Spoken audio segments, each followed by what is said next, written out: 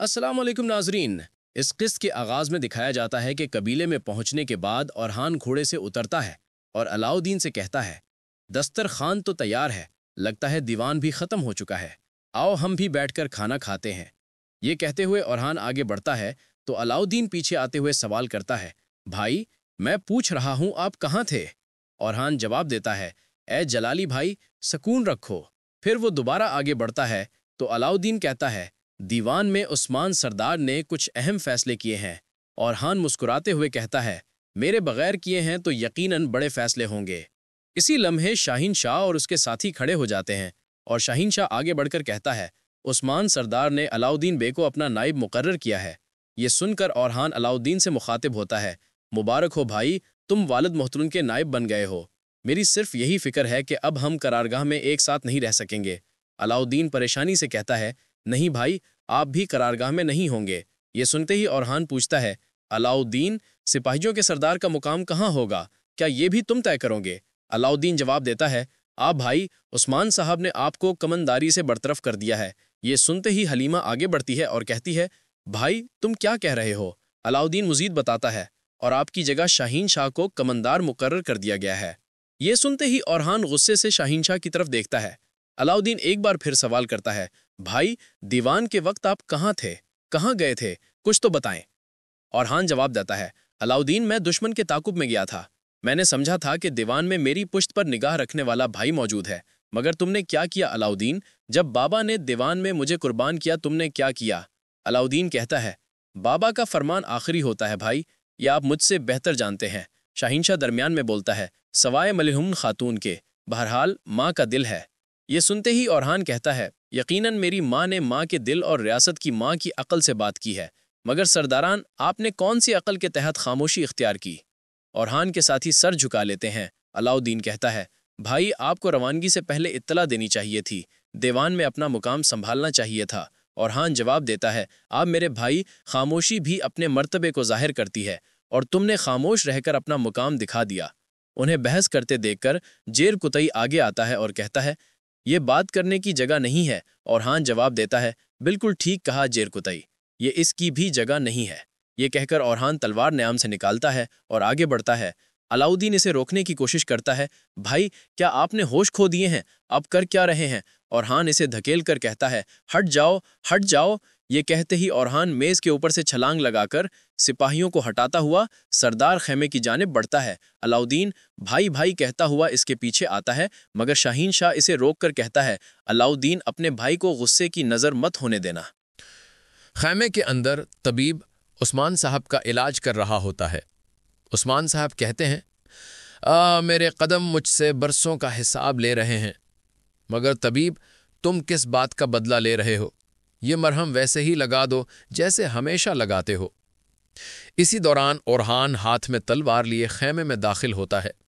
उसे देखकर उस्मान साहब हैरान और कदरे परेशान हो जाते हैं, जबकि औरहान गुस्से में उनकी तरफ घूरता रहता है।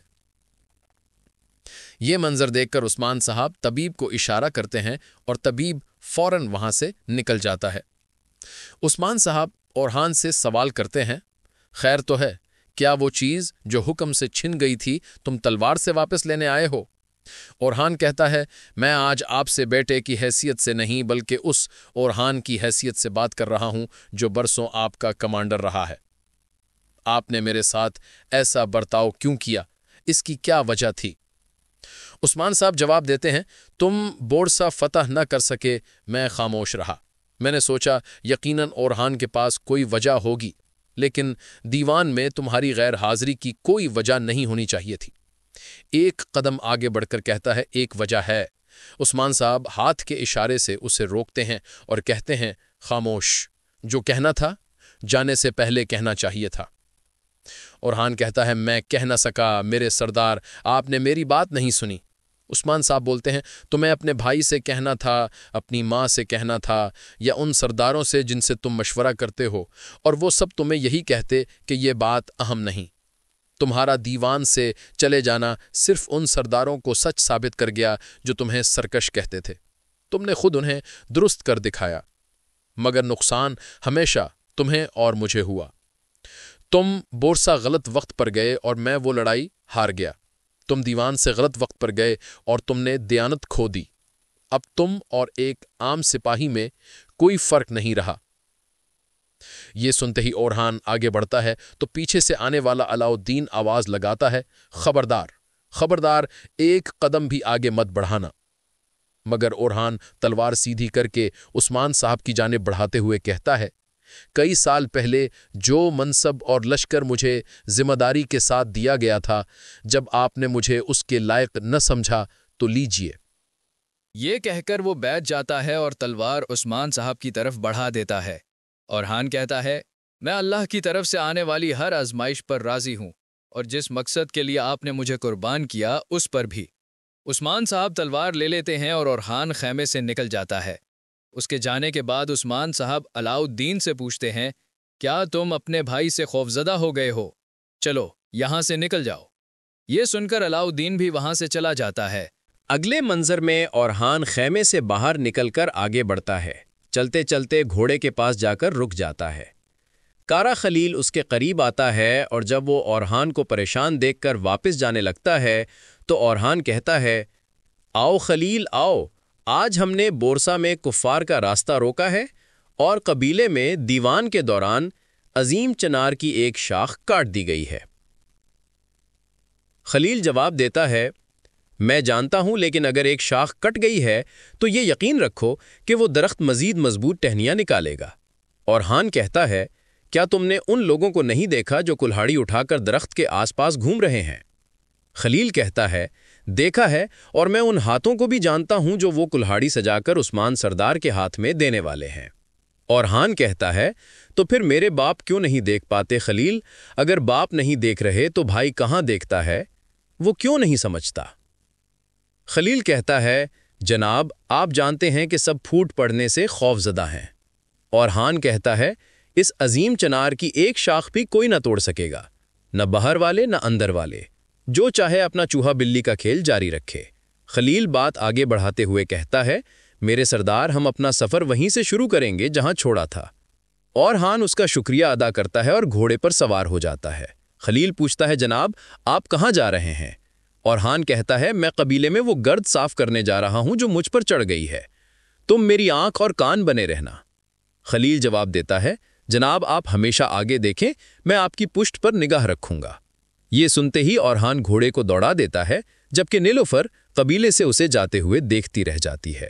دوسری جانب حلیمہ خیمے میں داخل ہو کر عثمان صاحب کے پاس جاتی ہے اور انہیں پکارتی ہے۔ عثمان صاحب پوچھتے ہیں، کیا تمہیں بھی اورحان نے اپنے پیچھے لگا لیا ہے؟ کیا تم بھی اس کے بتائے راستے پر چل پڑی ہو؟ حلیمہ کہتی ہے، بابا وہ کچھ نہیں جانتے تھے، وہ تو آپ کو بھی فتح کی خوشخبری سنانے والے تھے۔ عثمان صاحب پوچھتے ہیں، کون سی فتح؟ حلیمہ کہتی ہے، انہوں نے نہیں بتایا ہے نا۔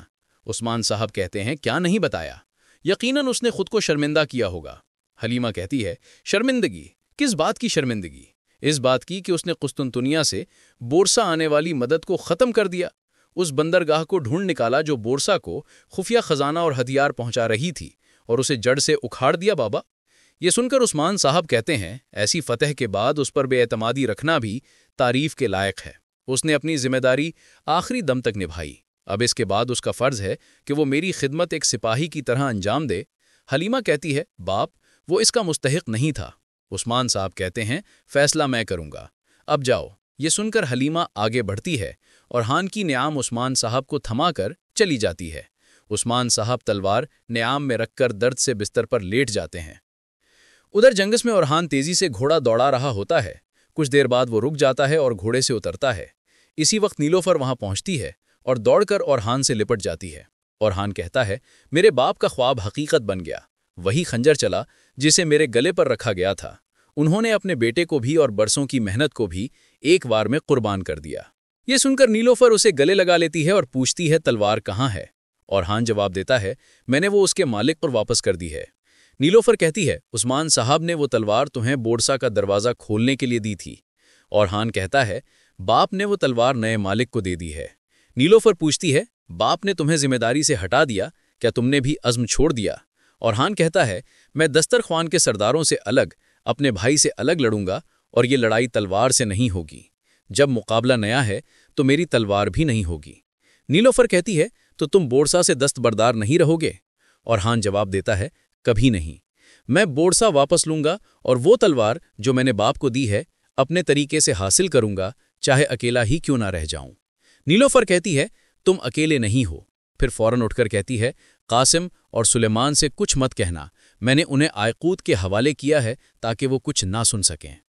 دوسری طرف حلیمہ ملعون خاتون کے خیمے میں داخل ہو کر کہتی ہے ماں، کیا میرے بھائی کے عمل کا بدلہ یہی ہونا چاہیے تھا؟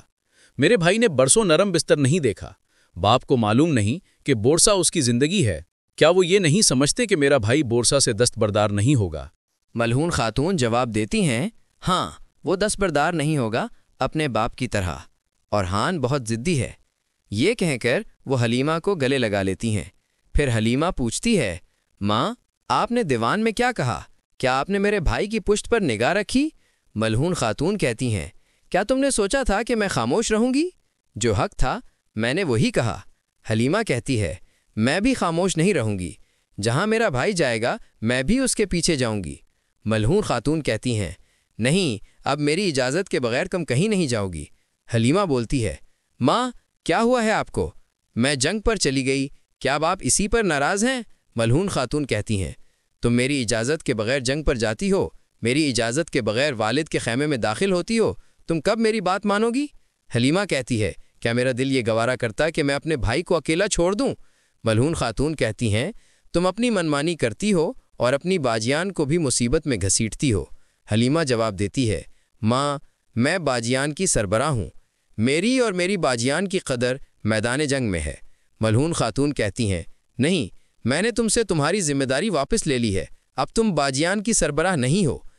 ملعون خاتون جانے لگتی ہیں تو حلیمہ ان کے سامنے آ کر کہتی ہے ماں، آپ یہ کیا کہہ رہی ہیں؟ ایسا مت کریں۔ ملعون خاتون جواب دیتی ہیں میری اجازت کے بغیر اب تم قبیلے سے باہر نہیں جا سکو گی، لیکن فکر نہ کرو، یہ پابندی تب تک ہے جب تک تمہاری شادی نہ ہو جائے۔ اب بیٹھو اور اپنا جہیز تیار کرنا شروع کرو۔ تمہارے ہاتھ تلوار کے بجائے دوسرے کاموں کے لیے ہونے چاہیے۔ یہ سن کر حلیمہ گہرے صدمے میں آ جاتی ہے اور ملعون خاتون وہاں سے چلی جاتی ہیں۔ ادھر منظر بدلتا ہے، عثمان صاحب تلوار کو رکھ ہی رہے ہوتے ہیں کہ ملعون خاتون خیمے میں داخل ہو کر کہتی ہیں ایک ہی فرمان سے آپ نے قبیلے کو 2 حصوں میں بانٹ دیا ہے، سردار، سپاہی اور بہو ہیں سب تقسیم ہو گئے ہیں، اگر یہ سلسلہ اسی طرح چلتا رہا تو انجام کیا ہوگا؟ پھر تلوار کو دیکھتے ہوئے وہ کہتی ہیں اس تلوار کی جگہ میدان جنگ تھی، یہی وہ تلوار تھی جو ہمارے لیے بورسا کے دروازے کھولنے والی تھی۔ عثمان صاحب جواب دیتے ہیں یہ تلوار اب اپنی اصل جگہ پر ہے، جو اس کا حقدار ہوگا وہ خود آئے گا اور اسے اٹھائے گا۔ یہ کہتے ہی عثمان صاحب کے قدم ڈگمگا جاتے ہیں۔ ملعون خاتون فوراً آگے بڑھتی ہیں، انہیں تھام لیتی ہیں اور بلند آواز میں پکارتی ہیں عثمان، اپنی آنکھیں کھولو عثمان، لیکن عثمان صاحب بالکل نڈھال ہو چکے ہوتے ہیں اور اسی منظر پر قسط کا اختتام ہوتا ہے۔ ویڈیو پسند آئے تو لائک اور شیئر کرنا نہ بھولیں، اور اگر سبسکرائب نہیں کیا تو ابھی سبسکرائب کریں، ساتھ ہی گھنٹی والے آئیکن کو بھی ضرور دبائیں۔ ملتے ہیں اگلی ویڈیو میں، تب تک کے لیے اللہ حافظ۔